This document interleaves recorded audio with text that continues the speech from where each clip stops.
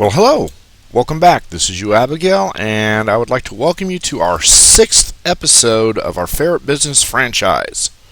And pay no attention to that setup over there. That's just processing our nether rack. I went ahead and went to the nether and using our trusty alumite hammer, mined up 2 Java barrels worth of of nether rack, and brought it down here so that I could begin running the quarry back there, which is I set the quarry up 48 blocks by however wide that is. I never did count it out, but yeah, so it's in the process of doing that. I'm not sure exactly how far down it is. I'll go ahead and fly up there real quick so that you can see what's going on in there.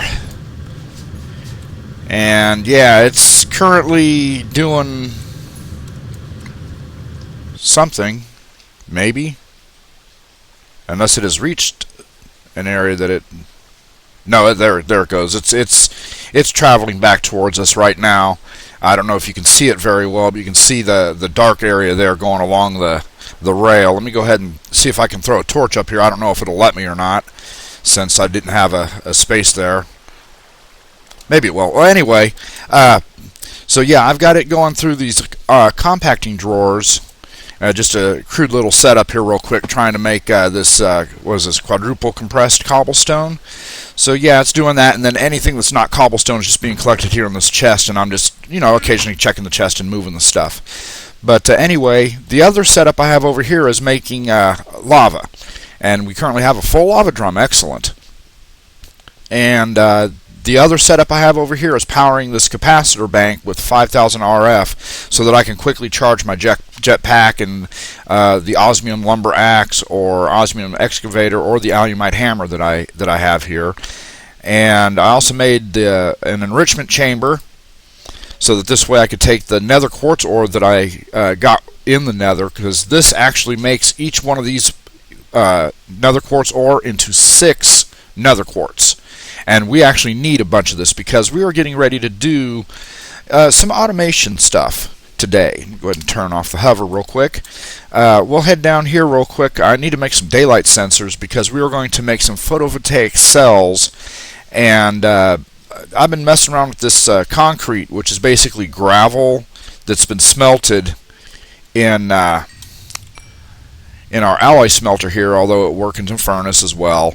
But what we're going to do with that is we're going to be using our chisel and throw that up in there. And this dark concrete, this asphalt, it's a pretty nice looking block, and I'm thinking of using it for our roads, which we will be building out there at some point in parking lots and stuff like that. So we're going to automate that process using an igneous extruder. A pulverizer, I believe, is the one that makes gravel from cobblestone, and then one of these induction or alloy smelters or whatever, and we're going to hook it up to the photovoltaic cells, so this way all we have to do is just let it run, and it will automatically generate our concrete for us. So yeah, we're going to go ahead and see about constructing a few of these. So we're going to need some wood real quick. We'll just grab a stack. We're going to see about constructing us some photovoltaic cells. I know we need some slabs. And I've got somewhere, I went ahead and fused some quartz. Oh, that's over here. Right? Yes, there it is. Fused quartz. So we got enough here. We can make 7 photovoltaic cells. Do I have enough electrical steel? Yes, I do. And the energetic alloy should be over here. Maybe, yes. Excellent. I have exactly enough for 7. And our silicone. We'll need silicone. Got plenty of that. And we're going to need regular glass. Got that. And I believe that's all we need. So let's go ahead and see about, first of all, constructing some daylight sensors.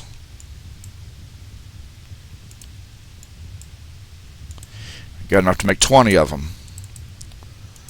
Alrighty, so we got 20 of those, which is more than we're going to need for what we're doing here. Fused quartz goes there. Energetic alloy there. Silicone there.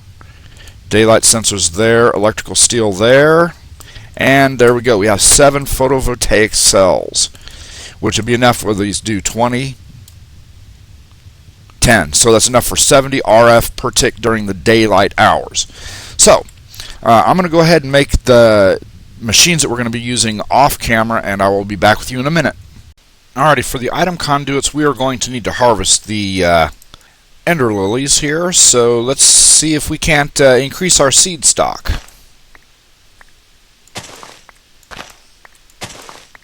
Nope, no luck this time. We did increase it once on our first harvest, which was off camera, but we will be ordering some more of these later. So yeah, we can make some energy conduits now, so I'll get working on that. Or some item conduits, rather. Alrighty, I believe I have everything pretty much together that we're going to need to set this thing up, so let's go ahead and get started. First thing I'm going to need to do is I'm going to need to grab some water real quick, which we'll do that right now. Now we need to select a site, which I believe is going to be right next to this. You know, this is naturally occurring stone, and I'm thinking this might be a really good place to set this up. You know, kind of make it look like as if it's working from this somehow. So let's just go ahead and get it set up here, and I can adjust how it looks later if needed. So the first thing we're going to need to do is we're going to need to set up our igneous extruder itself, which we'll go ahead and put it maybe right here. No, we'll go up top with it for now anyways. So we're going to be adding our lava bucket and our water bucket to it to get it started. And it is going to begin making cobble, which is exactly what we're going to need. Now, if I'm correct, we can configure the top of it for our output. Yes, we can. Excellent. So for now, anyways, we're going to go ahead and let it pull from the top. So we'll go ahead and throw an item conduit on there and set that to extract automatically. Now we're going to want to send that directly into a pulverizer, which we will set up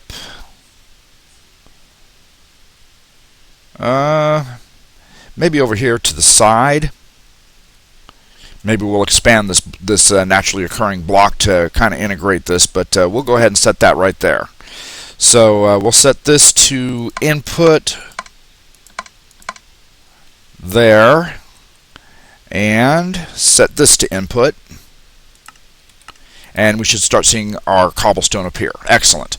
So now we're going to need to set up our, where are they? Did I put, no, there they are. Okay, our photovoltaic cells. We're going to go ahead and pull our energy from, well, for now we'll just go ahead and set it up right behind it here. So we're going to need some energy conduits, and we'll feed it in from the back. And we'll just go ahead and lay out just a straight platform for now. We can adjust this later. And that should be enough for all 7.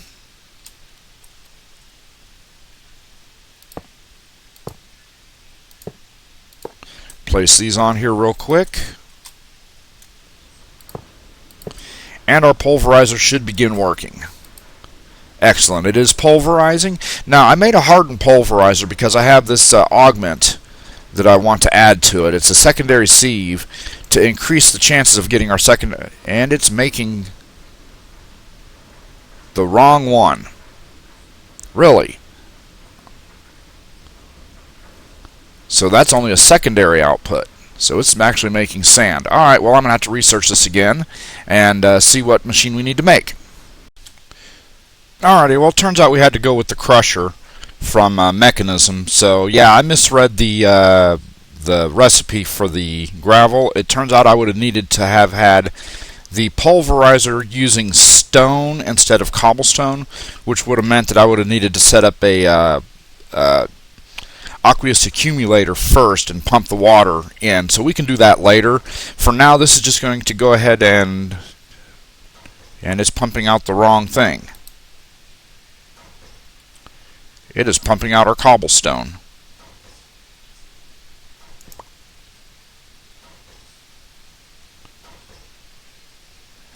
Taking it from the wrong side, apparently. Alright, well, let's go ahead and set this up.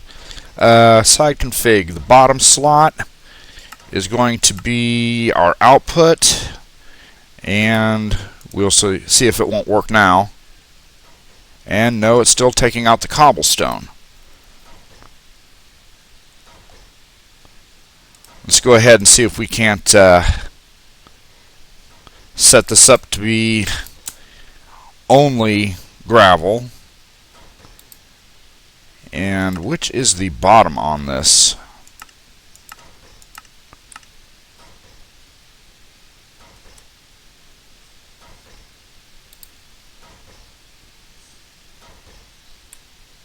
Okay, excellent. Got it set up properly that time. Alright, well, my apologies. I'm not too used to working with the mechanisms machines, so therefore their configuration is a little foreign to me as far as it goes. And even with the thermal expansion configuration, I get confused once in a while as to which one is which one, especially when dealing with the back and the bottom, which of these two it is. So, well, anyway, yeah, trial and error, but anyway, we got it going, so we're going ahead and manufacturing this gravel right now. Now we're going to need to, and I did not actually make it, we need to make a alloy smelter. Or even just a redstone furnace would work. Anything that uses RF power instead of coal to smelt those up. So I'm going to go ahead and get working on that, and I will be right back. Alrighty, some trial and error later. It turns out that a redstone furnace is cheaper on the RF. If I'd used an alloy smelter, it would have taken 2,000 RF, whereas the redstone furnace only takes 1,600. So that saves us a little RF, so that this way the crusher can maintain its activities as well. So now all I have to do is continue building this boulder out a little bit and try to hide as much of this as possible, and this project will pretty well be you know, at least functional anyways. It may not be decorated 100%, but yeah, on to the next. Alrighty, I am out here in the area that I cleared out not too far from our base area. I've got the makings here for 3 separate automatic farms. And we're going to set up 3 automatic tree farms, one for each of 3 different types of trees. So, you know, these are relatively easy to set up if you're familiar with the harvester, the planter, and you know, item conduits and stuff like that. And the alloy smelter to power it. But anyway, I'm going to go ahead and get this started. And oh, I've got the upgrades for the radius increase of 3. So each farm is going to be a 9x9 farm. So I've measured this out to that dirt block over there. That's 27 blocks to here. So that leaves plenty of room to separate the farms out just a little bit, so this way they're not touching up against each other. So, and that's without having to clear out very much more of that. So I'm going to go ahead and get started on this, and I will be back with a progress update. Alrighty, the farm is up and running. I'll go ahead and go through it with you real quick. First of all, the harvester here ejects the items that it collects into this chest, which are then pulled out, and saplings are sent into this better barrel or the planter. They are also removed from the better barrel if there's room in the planter. They are excluded from entering into the redstone furnace here with an item filter.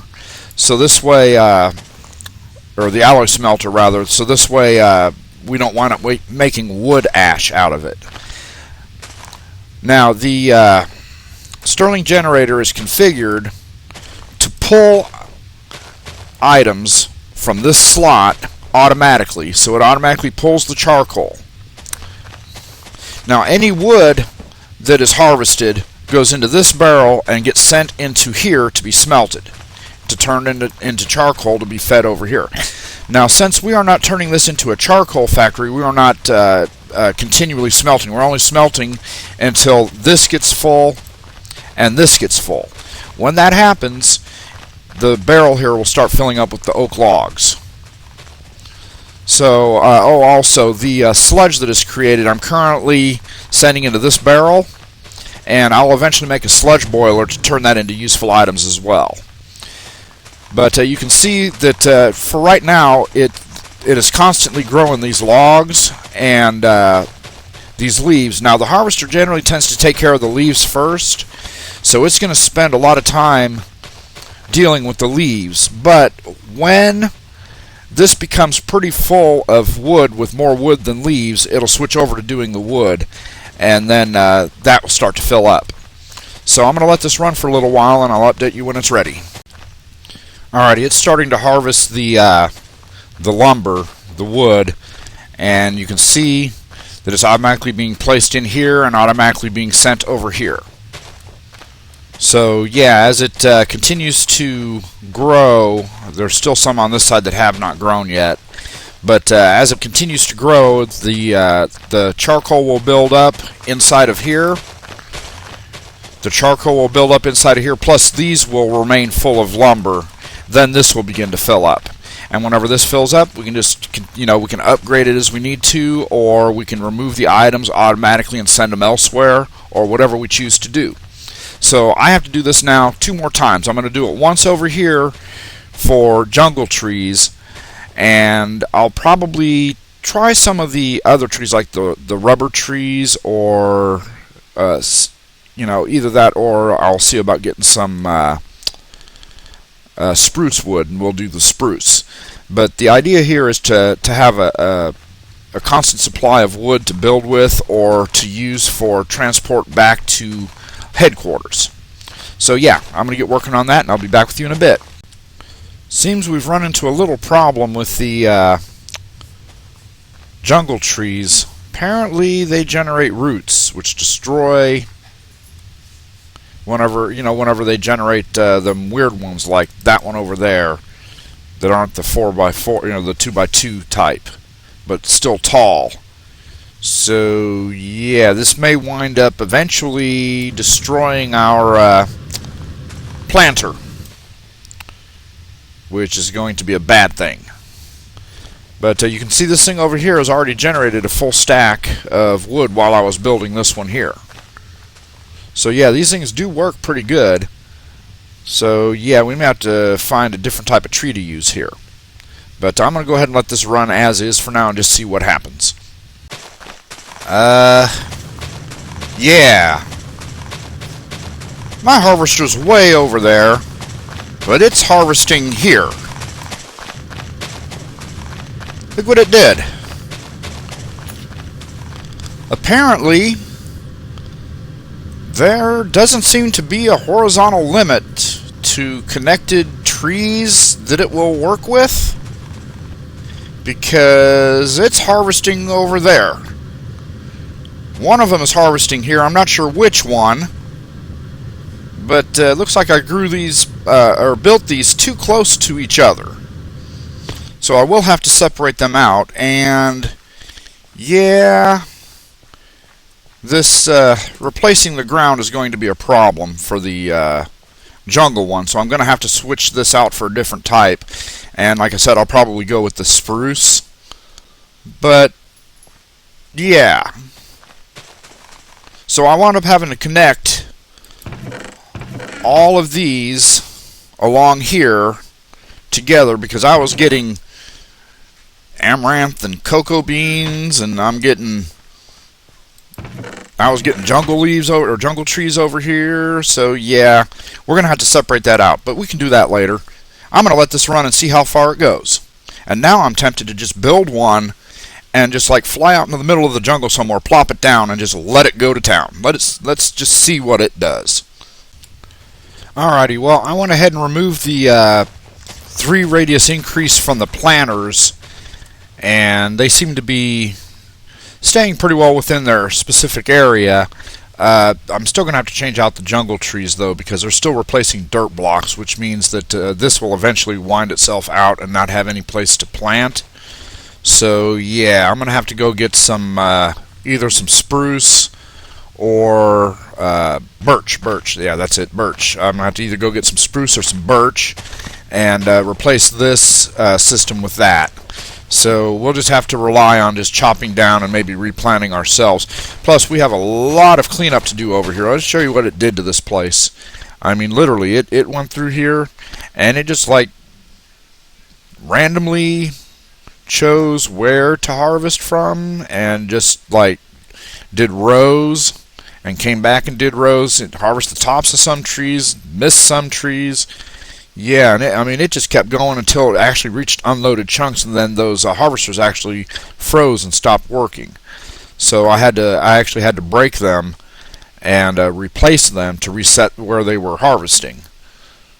So yeah, I'm going to go find a different wood type, and I will be back. Alrighty, next up on our task list is to set up a coke oven. Now that we have a source of lumber, so we're going to go ahead and set this coke oven up right here, and we'll add more coke ovens as we go. But we got these coke bricks from Immersive Engineering, so we're going to go ahead and place those.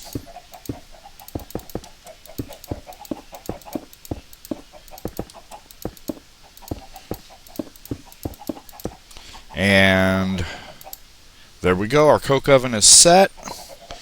And I have a little bit of wood on me here, so we'll go ahead and throw that in there and start making some charcoal and some creosote oil.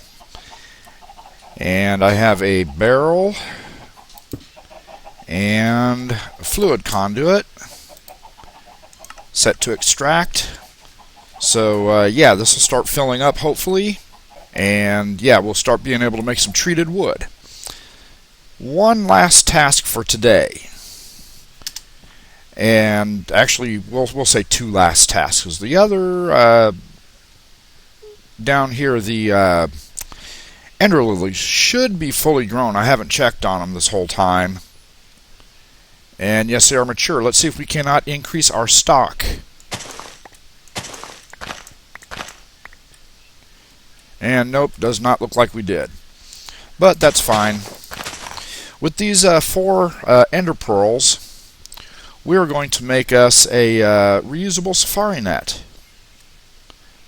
Because we got these gas tears whenever we were in the nether in the last episode, whenever we combated those ghasts in a little dogfight there. So, there we go. Now, this is going to be very useful because, yeah, this area is kind of devoid of very much life. And I need to move some villagers here and like some cows and stuff like that, and I don't want to have to lead them with wheat, because that takes forever. So it's a lot much quicker to use this reusable safari net. But the other thing is we're going to make an auto spawner, and we're going to start spawning things. But we'll have to save that for the next episode, because I do believe we've reached the time limit on this episode for today. Anyway, I do want to thank you for watching, and I hope you enjoyed. I look forward to seeing you in the next episode. Until then, this is UOAbigail saying, have a great day.